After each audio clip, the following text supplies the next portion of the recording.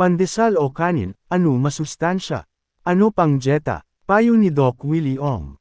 Isa, alin ang mas masustansya? Kanin, brown rice, isang tasa, ito ang pinakamasustansya. Ang brown o red rice ay itinuturing na whole grain.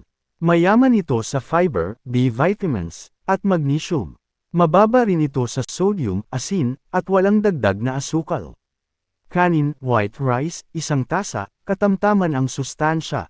Tinanggal na ang balat nito kaya bawas ang fiber at vitamins kumpara sa brown rice. Purong carbohydrates ito na nagbibigay ng mabilis na lakas. Pandesal, regular, malaki o 2 hanggang 3 maliliit, mas mababa ang sustansya. Gawa ito sa refined white flour, pinong harina, at may dagdag na asukal, asin, at yeast. Bagamat pinupuno minsan ang harina ng iron o bitamina, fortified, marami itong nakatagong sodium at asukal na hindi maganda sa katawan kung marami ang makakain. 2. Ano ang mas mainam pang dieta, weight loss? Para sa pagbabawas ng timbang o pagkontrol sa blood sugar, ang kanin, partikular ang brown rice, ang mas panalo, ngunit may kondisyon pagpandesal. Bakit mas maganda ang kanin, brown rice, mataas ang fiber nito? Dahil dito, mabagal itong matuno sa tiyan, matagal kang busog, at hindi biglang tataas ang iyong blood sugar, low glycemic index. Ang problema sa pandesal, madali itong nguyain at tunawin, kaya mabilis kang magugutom muli. Dahil din sa asukal at harina nito, mabilis nitong itinataas ang blood sugar at insulin, na pabor sa pag-iimbak ng taba, fat storage. Ang palaman, bihira ang kumakain ng pandesal ng walang palaman. Ang paglalagay ng margarine, condensed milk, o matatamis na jam ay nagdodouble sa calorie ng pandesal. Alin ang dapat mong piliin? Isa, piliin ang kanin, brown, red rice, kung ang layunin mo ay matagal na busog, pagkontrol sa diabetes, o pag-iwas sa alat, sodium. 2, piliin ang pandesal kung nagmamadali ka sa umaga, ngunit limitahan sa 2 hanggang 3 maliliit na piraso lamang. Gumamit ng masustansyang palaman gaya ng itlog, boiled, o peanut butter na walang asukal sa halip na margarine o condensed milk. Mas maganda kung makakabili ka ng wheat pandesal. Pandesal o kanin, ano masustansya? Ano pang dieta? Payo ni Doc Willie Ong. Isa, alin ang mas masustansya? Kanin, brown rice, isang tasa, ito ang pinakamasustansya. Ang brown o red rice ay itinuturing na whole grain. Mayaman ito sa fiber, B vitamins, at magnesium.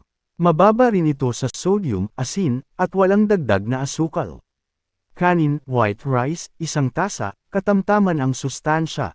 Tinanggal na ang balat nito kaya bawas ang fiber at vitamins kumpara sa brown rice. Purong carbohydrates ito na nagbibigay ng mabilis na lakas.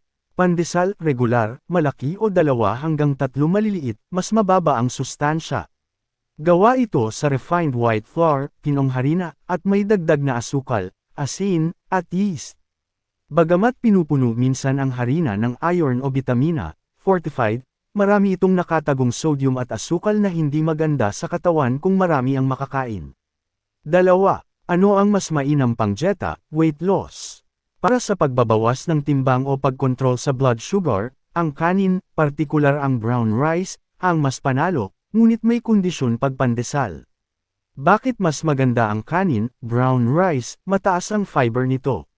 Dahil dito, mabagal itong matuno sa tiyan, matagal kang busog, at hindi biglang tataas ang iyong blood sugar, low glycemic index.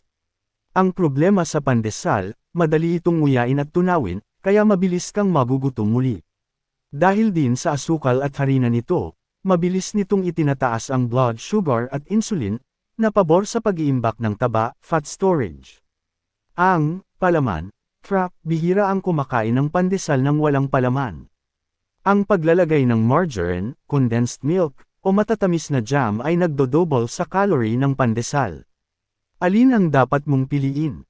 Isa, piliin ang kanin, brown, red rice, kung ang layunin mo ay matagal na busog, pagkontrol sa diabetes, o pag-iwas sa alat, sodium. 2, piliin ang pandesal kung nagmamadali ka sa umaga, ngunit limitahan sa 2 hanggang 3 maliliit na piraso lamang. Gumamit ng masustansyang palaman gaya ng itlog, boiled, o peanut butter na walang asukal sa halip na margarine o condensed milk. Mas maganda kung makakabili ka ng wheat pandesal.